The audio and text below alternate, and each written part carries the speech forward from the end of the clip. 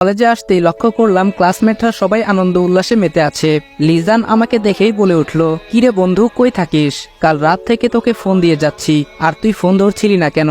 আমি বললাম মুড ভালো নেই। আচ্ছা বাদ দে এসব কথা, তোরা তাহলে যা, আমার একটু প্রিন্সিপাল স্যারের সঙ্গে দেখা করতে হবে। লিজান বলল, কি বলছিস এসব? আমরা যাব মানে? তুই যাবি না আমাদের সঙ্গে? আমি বললাম, না রে, মন ভালো নেই, তোরাই যা।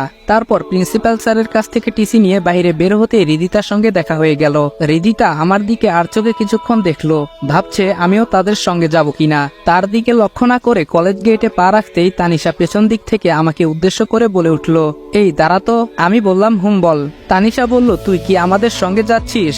আমি বললাম, আমি গেলে কি সমস্যা? তানিশা বলল, না মানে লিজান যে বলল তুই নাকি শিক্ষা সফরে আমাদের সঙ্গে যাচ্ছিস না। আমি বললাম, হুম সেটাই, আমি যাচ্ছি না, তোরা ভালোভাবে যাস। এই বলে চলে আসতে যাব, এর মধ্যে তানিশা বলে উঠল, তাহলে তোর কাছে ব্যাগ কেন? আমি বললাম, না এমনি, ভালো থাকিস আর কাকিমার দিকে খেয়াল রাখিস। এই বলে সেদিনই চলে আসলাম ঢাকা। অপরদিকে কলেজ থেকে তানিশা, হৃদিতা তারা শিক্ষা সফরে সবাই আনন্দ উল্লাসে মেতে আছে। এর মধ্যে হৃদিতা কেন জানি একজনকে মনে মনে খুঁজতে লাগলো, যদিও তাকে ঘৃণা করে, তারপরও একজনের শূন্যতায় তার খারাপ লাগছে। হৃদিতা নিজেকে সামলাতে না পেরে তানিশাকে বলে উঠল, তানিশা তোর ভাই আসেনি? হৃদিতার কথা শুনে তানিশা অনেকটাই অবাক হয়ে বলল, এত কিছু হবার পরও ওর নাম নিচ্ছিস? যে তোকে এত বাজে প্রস্তাব দিল তার কথা কেমনে বলতে পারিস? হ্যাঁ। হৃদিতা বলল, দেখ ও যা করেছে তার শাস্তি তো সে পেয়েছেই, কিন্তু তারপরও কেন জানিস সেই বিষয়টা নিয়ে আমার কাছে একটু খারাপ লাগা কাজ করছে। তাছাড়া তুই তো জানিস আমিও ওকে ভালোবাসতাম, কিন্তু প্রকাশ করতে পারিনি। কিন্তু যখন প্রকাশ করতে যাব এর মধ্যে তোর ভাইয়ের তো একটা বাজে প্রস্তাবে আমার মনটা নিমিষেই ভেঙে ফেললো। তানিশা বলল, ও আমার ভাই হলে কি হবে, আমিও ওকে অনেক কথা শুনিয়েছি। এই বলে তানিশা বাড়িতে যা যা ঘটেছে সেটা হৃদিতার সঙ্গে নিমিষেই শেয়ার করে ফেললো। হৃদিতা ঘটনা শোনার পর বলে উঠল, এই তুই কি করেছিস? মানুষ মানেই তো ভুল, আর ও যা করেছে তার প্রাপ্য শাস্তিও দিয়েছি। যাই হোক, বোন হিসেবে তোর এসব কথা বলা একদমই ঠিক হয়নি, সরি বলে নিস। হৃদিতার কথা শুনে তানিশাও বুঝতে পারলো সেদিন তার এসব কথা বলা ঠিক হয়নি। হাজার হোক ভাই তো, যদিও রক্তের সম্পর্ক নেই, তারপরেও রক্তের সম্পর্কের চেয়েও তো কম না। তানিশাও মনে মনে ঠিক করলো বাড়িতে গিয়ে সরি বলে সব সমাধান করে নিবে।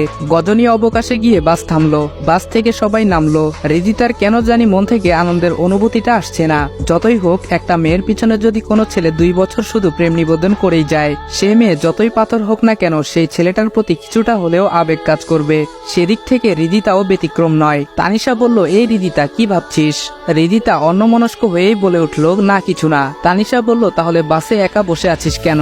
বাস থেকে নামতেই সামনে দুর্জয় লাল গোলাপ ফুল নিয়ে দাঁড়িয়ে আছে। হৃদিতা সেদিকে না তাকিয়ে দুর্জয়কে পাশ কাটিয়ে চলে আসতে যাবে, এমন সময় দুর্জয় বলে উঠল, হৃদিতা দাঁড়াও। হৃদিতা বলল, কেন? দুর্জয় বলল, না মানে এই ফুলগুলো তোমার জন্য নিয়ে আসছিলাম, তাই ফুলগুলো এখন তোমাকে দিতে আসছি। হৃদিতা কিছুটা রেগে বলল, সরি, আমি কারো ফুল নিতে পারবো না। তানিশা বলল, এই হৃদিতা চল তো, এসব ফালতু কথা না শোনাই ভালো। দুর্জয় বলল, নিজের ভাইয়ের বেলা তো খুব সুপারিশ করতে পারো, এখন আমার হয়ে হৃদিতাকে একটু বোঝাও না, এসব ফালতু কথা না শোনাই ভালো। এই বলে যে হৃদিতাকে নিয়ে তানিশা চলে আসতে যাবে এর মধ্যে দুর্জয় হৃদিতার হাত চেপে ধরে বলে উঠল, আজ হৃদিতাকে এই ফুলগুলো নিতেই হবে, নয়তো তার ফল ভালো হবে না। হৃদিতা বলল, দুর্জয় কি করছো? আমার হাত ছেড়ে দাও, নয়তো লোকজন ডাকতে বাধ্য হব। তানিশা বলল, দুর্জয় প্লিজ হৃদিতার হাত ছেড়ে দাও। দুর্জয় ডেবিল মার্কা হাসি দিয়ে বলল, অনেক অবহেলা সহ্য করেছি, আর না, আজ হৃদিতাকে বলতে হবে আমাকে ভালোবাসে কিনা, যে কারণে রনিকে তোমার জীবন থেকে দূর করেছি। এখন তো তোমার মনে রনির জন্য কোনো অনুভূতি শিহরণ জেগে নেই। হুট করে দুর্জয় এসব কথা বলবে সেটা হৃদিতা কখনো কল্পনাও করতে পারেনি। হৃদিতার সঙ্গে তানিশাও অবাক হয়ে বলল, তার মানে এসব তোর সাজানো নাটক ছিল? দুর্জয় বলল, হ্যাঁ নাটক ছিল, তোমার ভাই একটু বেশি বাড়ছিল, বারণ করেছিলাম কিন্তু সে আমার কথা শোনেনি, এর জন্য মিথ্যা একটা চিঠি লিখতে হলো, তারপর সেটা রনির নামে হৃদিতার কাছে পৌঁছে দেই। হৃদিতা ও রনিকে বলবো যে আমার লাইন পরিষ্কার হয়ে যায়, কিন্তু আজ তো দেখছি রনিকে সরিয়ে দিয়ে কোনো লাভই হলো না। মাঝখান থেকে বেচারা রনি শুধু একটা মিথ্যা অপবাদ মাথা পেতে নিল। কথাটা শোনা মাত্রই হৃদিতা দুর্জয়ের গালে ঠাস করে থাপ্পড় মেরে বলতে লাগলো, ছি, তোর জন্য একটা নির্দোষ মানুষকে শুধু শুধু শাস্তি পেতে হলো। আমি তোকে কোনোদিনও ভালোবাসবো না, ঘৃণা করি তোকে। আমাকে যখন ভালোই বাসবি না তাহলে তোকে সেই ব্যবস্থা করছি দাঁড়া। দুর্জয় এই বলে যখন হৃদিতার দিকে কুমন্ত্রণা নিয়ে এগিয়ে যেতে লাগলো, ঠিক তখনই তানিশা বলে উঠল, দুর্জয় ভালোই ভালোই হৃদিতাকে ছেড়ে দে, নয়তো কিন্তু এই পাথর দিয়ে তোর মাথা ফাটিয়ে ফেলবো। দুর্জয় বলল, কি তুই আমার মাথা ফাটাবি? দাঁড়া, আগে তোকেই দেখে নিচ্ছি। এই বলে হৃদিতাকে ছেড়ে দিয়ে তানিশার দিকে গুটি গুটি পায়ে এগিয়ে যেতেই তানিশা অনেকটা ভয় পেয়ে বলে উঠল, আমার দিকে আরেক পায়ে গুলে এই পাথরটা তোর মাথায় পড়বে কিন্তু। তানিশা ভয়ে প্রায় কান্না করার অবস্থা। দুর্জয় তানিশার কোনো কথায় কর্ণপাত না করে করে তানিশার দিকে যেতেই দুর্জয়ের চোখে সজোরে পাথরটি আঘাত করে।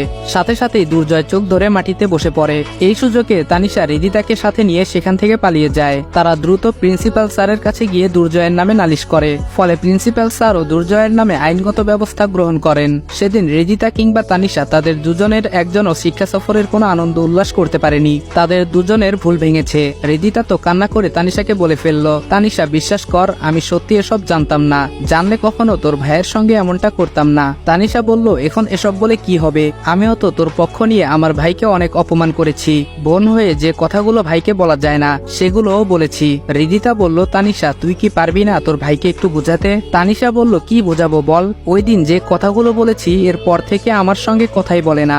আগে তো ওর জ্বালায় বাড়িতে শান্তি মতো বসতেই পারতাম না, কোনো না কোনো বিষয় নিয়ে দুষ্টু মিষ্টি ঝগড়া লেগে যেত, কিন্তু ওই দিন এসব বলার পর আমার সঙ্গে কথা বলতে তো দূরের বিষয়, আমি যেখানে থাকি তার আশেপাশেই থাকে না। এখন তো আমারই খারাপ লাগছে, কোন মুখ নিয়ে তাকে সরি বলে সবকিছুর সমাধান করে নিব।